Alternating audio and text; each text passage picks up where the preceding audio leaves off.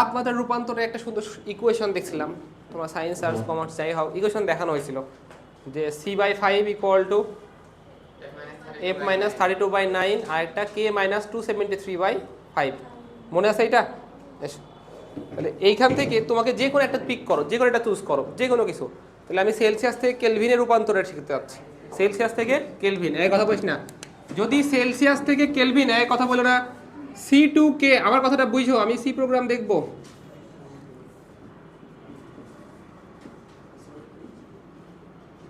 C program দেখব, কিন্তু এখানে কোনটার? C2K। এই থাম, এইটা আমার লাগবে।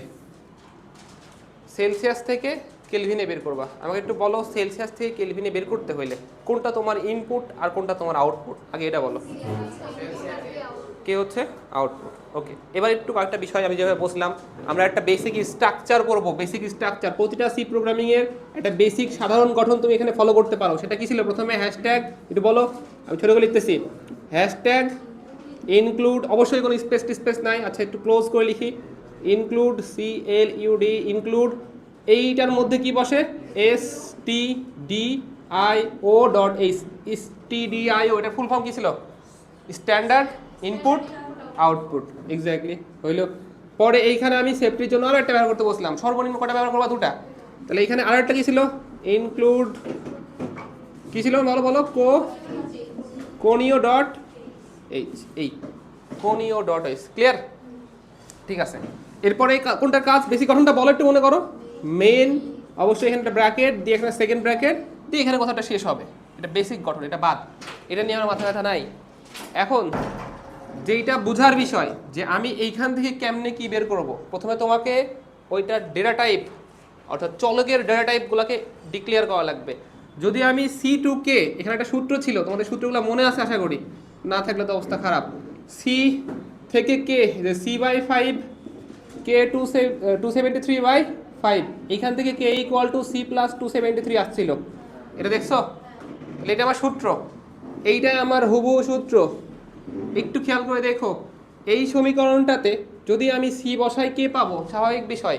তাহলে এই সমীকরণের মধ্যে চলক কয়টা আছে? চলক, ইনপুট বলে না, চলক কয়টা? দুইটা, কে আর সি।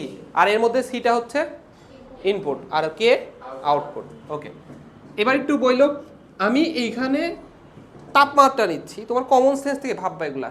তুমি 4 প্রকার ডেটা টাইপ জানো, যে ইন্টিজার আছে, ফ্লোটিং আছে বা ফ্লোট আছে, ডাবল আছে, ক্যারেক্টার আছে, আছে না? তুমি ইউজ করতে চাও কোনটা? ফ্লোট। কেন? কারণ তাপমাত্রা তো এরকম হইতে পারে 92 পয়েন্ট। তোমাদের জ্বর হয় না?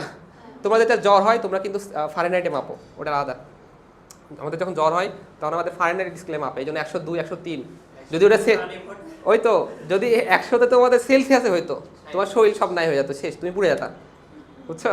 তো ওটা সেলসিয়াসে না, ওটা হচ্ছে ফারেনহাইটে। এখন যেটাতেই হোক, এখানে একটু তাকাও, আমি বের করবো কেতে, দেয়া থাকবে সি।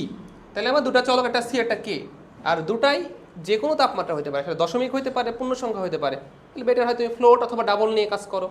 ফ্লোট আর ডাবল, এই দুটার মধ্যে একটা পার্থক্য ছিল, দুইটাই ভগ্নাংশ মান নেওয়ার জন্য। কিন্তু ফ্লোটটা হচ্ছে একটু ছোট, দশমিকের পরে কম, আর ডাবল হচ্ছে দশমিকের পরে একটু বেশি। আমরা এখানে ফ্লোট নিচ্ছি, অত বেশি দরকার নেই আমাদের। FLOAT, দেখো এই যে ফ্লোট, এখানে সি লিখছি, এখানে কে, আর প্রতিটা লাইনের শেষ বোঝাইতে কি ব্যবহার করা হয়? সেমিকলন। হ্যাঁ, এই একটু মনে করো, এগুলো বল আমার সাথে, তাহলে সুবিধা হবে। কারণ এটা তোমাকে মুখস্থই করা লাগবে, সুন্দর মতো স্ট্রাকচারটা ভালোভাবে মুখস্থ করলে তারপরে তুমি এখন জীবনেও সি প্রোগ্রামিং টেকনিক্যালি সব যে করে ফেলবা, একটা তুমি দিবে তোমাকে প্রবলেম সলভ করে ফেলবা, এরকম সম্ভব না। এটা পরে গিয়ে করো, যখন ইঞ্জিনিয়ারিং করবো তখন করো। এখন দেখো, এখন তোমাকে আমি সুন্দর মতো গুছাই গাছাই নিচ্ছি, হইলো এটা? এরপরে বসলাম এখানে একটা প্রিন্টএফ, তুমি যে ইনপুট নিবা সি, ইনপুট যে সি নিবা, এটা একটা প্রিন্টএফ দিয়ে রাখো। ভাই একটু দেখিস তো পিছনের জানালাটা খোলা আছে না বন্ধ? লাগাই দে। ওকে, এবার দেখো এইখানে একটা আমি সি, আচ্ছা আমি একটা লাইন গ্যাপ দিয়ে করতেছি, আমি যেভাবে করছিলাম। এখানে ইনপুট কোনটা? সি।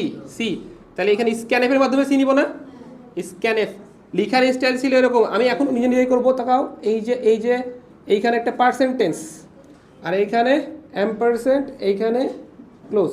এখন পার্সেন্টেন্সের পাশে কি বসবে সেটা ডিপেন্ড করবে ফ্লোটের ওপরে। মানে এই ডেটা টাইপটার উপরে। এখানে ফ্লোট ব্যবহার করা থাকলে কোনটা বসে? F, percentage F.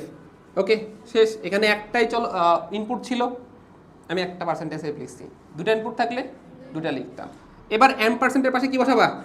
সি, মানে যেটা আমি ইনপুট নিচ্ছি এই সি। ক্লিয়ার আমার কথা? হইল।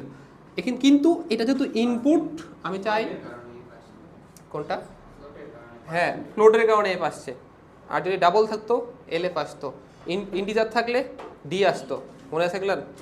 ওকে, এবার তুমি চাও এই জিনিসটাকে ডিরেক্ট ইনপুট না নিয়ে উপরে একটা ইনস্ট্রাকশন আসুক যে ইনপুটটা গ্রহণ করুন প্লিজ দয়া করে, এই জিনিসটা দিতে চাও উপরে। তখন তোমাকে কিনে লাগবে প্রিন্ট এফ, PRINT। এই গঠনটা মোটামুটি সবার ক্ষেত্রে সেমই থাকে, প্রিন্ট এফ। এর মধ্যে তুমি যা লিখবা সেটাকেই তুমি আউটপুটে দেখতে পাবা। কী দেখাবে এখানে বলো একটু? যে ইনপুট সি, ইনপুট সি এই আসছে, হইল? পরে এখানে শেষ। কোনটার? আরে এই কোলনের সাথে সাথে কি, তুমি কোলন দাও সমান দাও একই কথা। ওই ভিতরে যা লিখছে ওটা গোটাটাই আসবে। প্রিন্ট এফের কাজই ওইটা, ওখানে কোনো চিহ্ন দিলে চিহ্নটাও চলে আসবে, হইল? এবার আমার কথা একটু বোঝো। তোমার এখানে শেষ, ইনপুট নেওয়া শেষ, তুমি ডেটা টাইপ ডিক্লেয়ার করছো, ওটার ইনস্ট্রাকশন দিয়ে দিছো। এখন তোমার দরকার হচ্ছে সূত্রটা, মানে মানটা বসাবা তুমি। তাহলে এখানে K equal to C plus 273 লাস্টে সেমিকলন, হইল? আমার এত দূর পর্যন্ত চলে আসছে। এখন আউটপুট আকারে কোনটা পাবো? কে এর মান। তাহলে আউটপুট কে দেখানোর জন্য, আউটপুট কে দেখানোর জন্য প্রিন্ট এফ, হ্যাঁ PRINT। দেখে দেখে বলো কিন্তু শিখো। প্রিন্ট এফ, এই যে এইটার মধ্যে আমি লিখতে পারবো কি কে, কে লিখতে পারো বা হচ্ছে কেলভিন লিখতে পারো, যেভাবে চাও। তো কেলভিন টেম্পারেচার ইচ্ছা মতো তুমি এটা ইনস্ট্রাকশন দিলে হয়েছে। আমি এখানে কে লিখলাম শর্টে বোঝার জন্য, দিয়ে পাশে পার্সেন্টেজ দিয়ে কি লেখা লাগবে? এফ, কারণ কেটাও আমি ফ্লোটের মধ্যে নিছি। তাহলে এখানে এফ, এই তো একবার মনে ধরে গেলে সমস্যা হবে না। দিয়ে এখানে গেল, আর এখানে কোনো কি এটা হয় না, তাহলে এখানে শুধু আসবে কি কে, এই ক্লোজ। আমার কথা বুঝছো? হইল? লাস্টে শেষটা, হ্যাঁ গেট সিএস এন্ডিং বোঝানোর জন্য। আর এখানে একটা ব্র্যাকেট ক্লোজ। এই হচ্ছে প্রোগ্রাম এই সেলসিয়াস থেকে, সরি কেলভিন থেকে, সেলসিয়াস থেকে কেলভিন নির্ণয়ের জন্য। ওকে, বুঝছো এটুকু?